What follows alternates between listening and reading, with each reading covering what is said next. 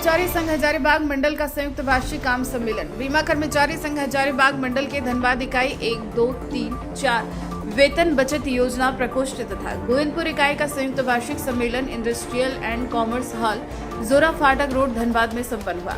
आम सभा में सरकार की जन विरोधी नीतियां, विशेष रूप से सार्वजनिक क्षेत्र की इकाइयों के निजीकरण का आक्रामक और मेहनतकश लोगों की कड़ी मेहनत से अर्जित अधिकारों पर हमलों के जरिए श्रमिक कानूनों को नियोक्तापरक बनाने और सार्वजनिक संपदाओं के चहेते पूंजी शाखाओं के हाथ में लूटने की बनाई विनाशकारी अर्थव्यवस्था के विरोध में सभा में चर्चा की गई। संघ के महामंत्री जगदीश चंद्र मित्तल ने कहा कि संसद के आगामी सत्र में बिना कानून संशोधन विधेयक पेश करने पर सरकार आमदा है।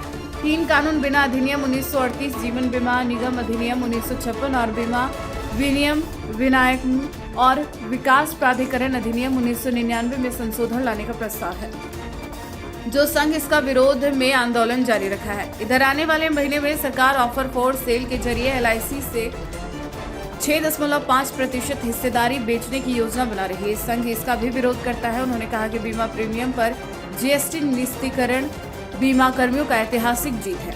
All India insurance employees association इसके लिए लगातार संघर्ष किया।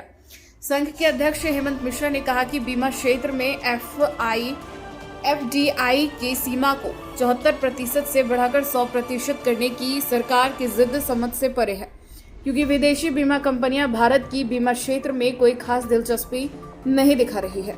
नतीजतन बीमा उद्योग में वास्तविक FDI अनिवार्य 74% के मुकाबले केवल 32% के आसपास है। चंदन स्टूडियो, महादेव अपार्टमेंट, दुर्गा मंदिर road, Hirapur, Dhanbad. The Dhanbad times, नजर हर खबर पर। रिपोर्टर चंदू जी के साथ। नमस्कार है, इसलिए इस पर जो है सेवा कर लगाना या GST लगाना वो अपने आप में अनुचित है। और हमने इस संबंध में जो है लड़ाई लड़ी 2004 से, और तमाम सांसदों को हमने अपना मेमोरेंडम दिया, और जिसके वजह से भारत सरकार को मजबूर होकर जो है बीमा पर प्रीमियम पर से जो 18% का जो है GST वापस लेना पड़ा। साथ साथ आप तमाम मीडिया बंधुओं के माध्यम से हम जो है ये बताना चाहते हैं इस देश की जनता को कि भारतीय जीवन बीमा निगम 69 वर्ष पूरा करके 70वें वर्ष में प्रवेश की है, और इस दौरान हमने 69 वर्ष के लंबे सफर में भारत सरकार को 55 लाख करोड़ रुपए से ज्यादा का जो है धनराशि मुहैया कराया, जिसका एकमात्र उद्देश्य है इस देश की जनता का विकास करना, देश का विकास करना, जो कि कोई भी प्राइवेट इंश्योरेंस कंपनी नहीं कर रही है।